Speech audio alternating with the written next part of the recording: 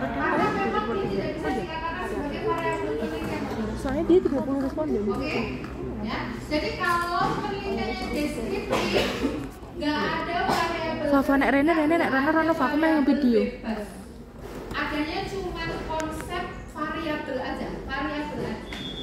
Yang kemudian dia itu diteliti, tapi nggak ada bebas, nggak ada terikat, gitu ya. Karena dia cuma melihat doang potret saat itu, terus yang dilihat apa. Nah, berarti hanya ada variabel, tapi nggak ada variabel bebas, nggak ada variabel terikat.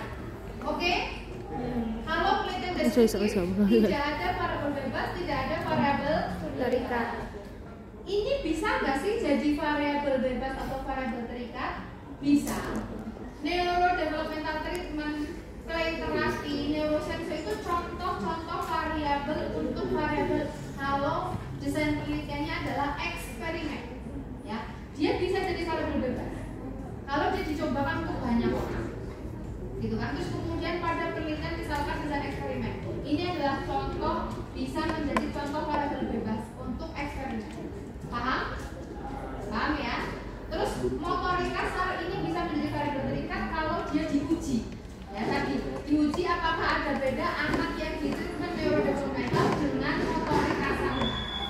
Oke? Oke ya. Jadi kalau desainnya adalah case record, dia nggak ada variabel terikat, nggak ada variabel bebas. Oke? Skala performance betul. Oh iya. Lagi ya. Menghasilkan angka. Oke ya? Oke. Yang lainnya selain yang kelompok dapat kelompok satu paham ya? Kalau case report dia nggak ada variabel bebas, nggak ada variabel bebas.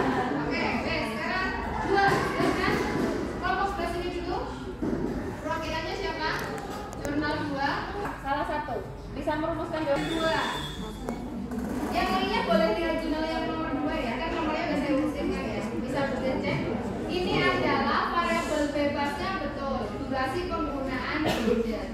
Variabel terikatnya betul, gejala attention deficit diversity disorder atau ADHD. Maka ketika saya tanya skala pengukuran, maka skala pengukuran merujuk kepada variabel bebas dan variabel terikat. Saya nanya skala pengukuran durasi penggunaan gadget itu apa, dan gejala ADHD itu skala pengukurannya apa. Terus di sini ya kita lihat ya, biasanya dia ada di bagian metode penjelasan. Diki berarti masuknya nih nominal. Tadi Informasi. variabel terdiri dari dependen apa tadi? Dependen itu bebas. Terikat. Gejala attention deficit hyperactive disorder tadi atau ADHD. Terus independen adalah Bebas. Iya. Di sini adalah NDI penggunaan gadget. Ya. Terus NDI maksudnya apa? Instrumennya Hanya untuk 10 yang variabel terikat yang menggunakan ADHD rating scale 5. Betul ya? Di sini udah terjelas. Terus kemudian dia dapatnya adalah skornya itu total poinnya 54. Tetapi peneliti cuma membagi jadi 2 doang, yaitu inatensi dan hiperaktif impulsif. Berarti kalau gitu variabel gejala ADHD ini skala pengukurannya apa? Cuma dibagi jadi 2 kategori doang di akhir.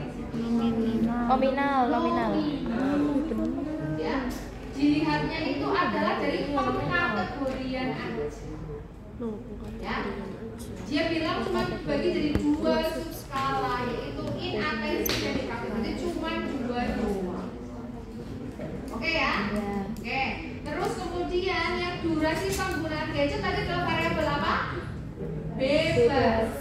Kita lihat di sini definisi operasional dari durasi penggunaan gadget adalah pertanyaan yang diajukan kepada responden tentang durasi penggunaan perangkat dalam sehari. Maka kalau kita masukkan elemen yang tadi JOP, siapanya itu siapa? Anak 2 sampai 6 tahun. Terus kemudian apanya adalah Meliputi apa? Umur. apanya adalah Durasi durasi penggunaan.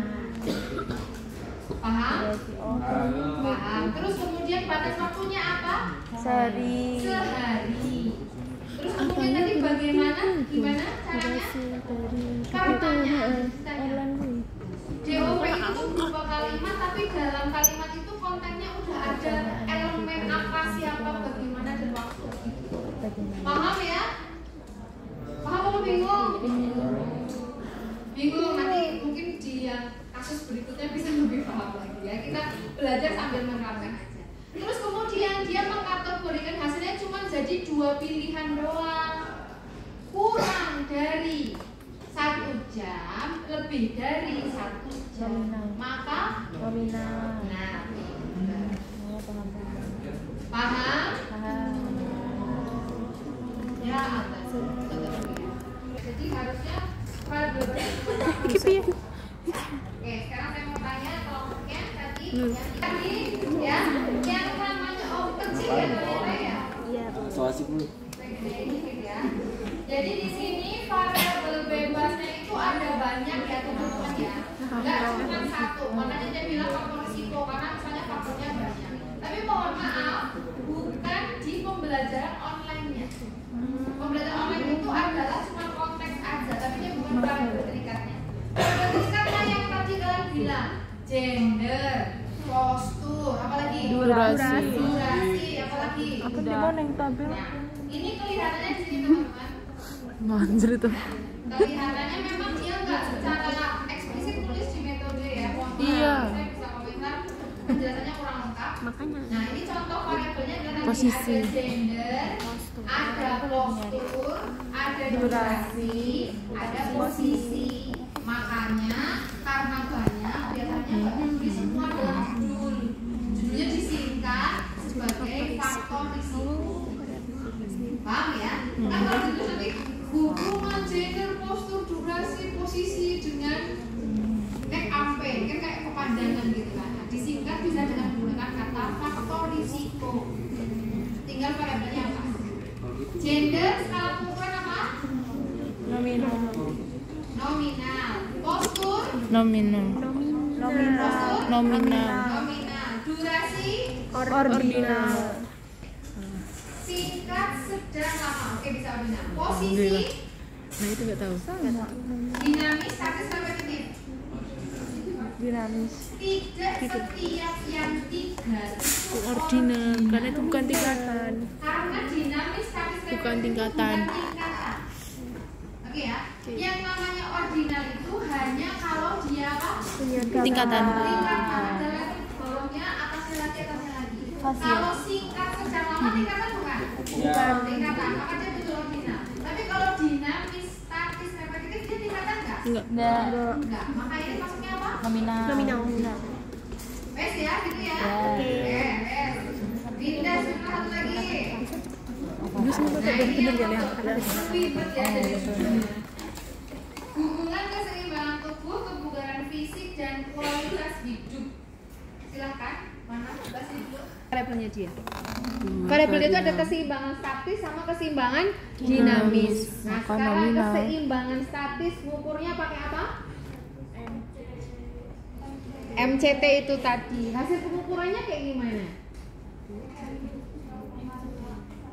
Itu uji statistik. Hasilnya berupa apa? Kalau secara logikanya kalian MCTes itu kan udah dapat belum kuliahnya? Belum. Oh lah itu. MCT Betul. statik. Oke, berarti belum dapat masalahnya itu.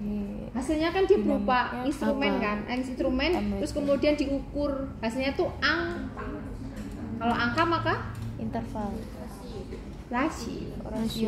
rasio ya. Terus satunya yang TUG itu tadi, keseimbangan dinamisnya. Dia juga hasilnya angka. Maka kalau angka rasio lagi. Terus WHO tadi apa? Kualitas hidup. Nah, angel banget sih ya. OL berat. Ya, kalian di sini kayak teman-teman kayak buat yang belum baca ya. Jadi istilahnya tuh ini variabelnya memang sangat mendetail banget. Jadi dia pengukuran kualitas hidup itu menggunakan WHO Whole Breed Jadi itu yang membangkang, kenapa misalnya WHO itu karena yang membangkang oleh WHO. Maka kalau kalian pengen jadi namanya terkenal gitu ya, bikinlah instrumen penelitian. Maka nama kalian itu bisa dipakai ya. Oke ya. Jadi ini semua hasilnya itu berupa skor. Maka keduanya itu berupa skor itu, maka kemudian skalanya apa? Rasio. Ketahuannya ini kalau yang sudah paham ya adalah dari ujinya. Karena ujinya itu uji menggunakan regresi. Di sini kita lihat. Nah, ini angka dia hasilnya. Makanya nilai min standar deviasi gitu ya. Maka akhirnya dia berubah jumlahnya angka atau rasio. Itu ya. Oke, paham. Sekarang pindah ke bahasan Inggris ya. Oke, silakan, semoga bisa paham. Variabel bebasnya apa? Paham ya?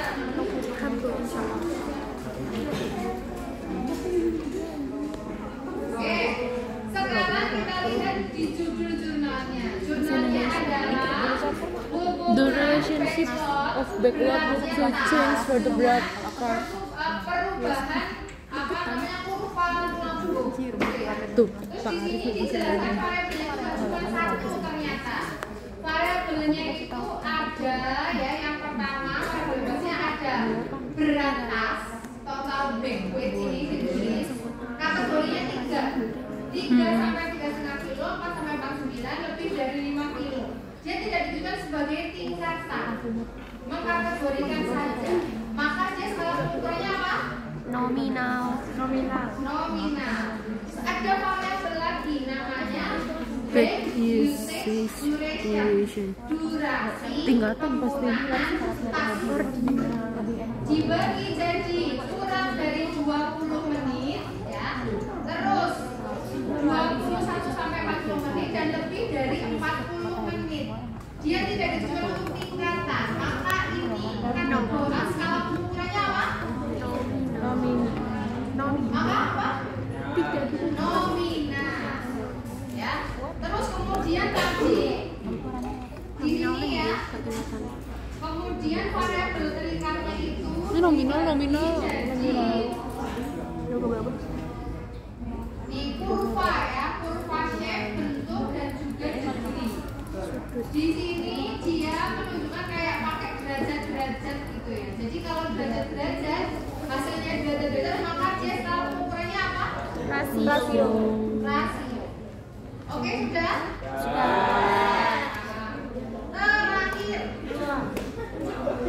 Terakhir penelitiannya itu eksperimen. Kan berarti kalau yang satu diberi, yang satu nggak diberi. Singkatnya begitu. Maka cuma dia dan tidak. Ya kan? Berarti berapa kategori? 2. Maka skala pengukurannya apa? Nominal. Iya. Paham ya? Semoga teringat sampai nanti ya.